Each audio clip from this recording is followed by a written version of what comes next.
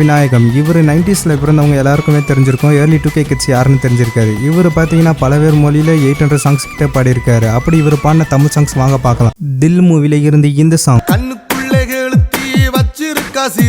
run மூவில இருந்து இந்த சாங், மௌனம் பேசியது மூவில இருந்து இந்த சாங், தூள் மூவில இருந்து இந்த சாங், சந்திரமுகி மூவில இருந்து இந்த சாங், திருப்பாச்சி மூவில இருந்து இந்த சாங், பருத்தி வீரன் மூவில இருந்து இந்த சாங், சிலப்பதிகாரம் மூவில இருந்து இந்த சாங், பேரரசு மூவில இருந்து இந்த சாங்,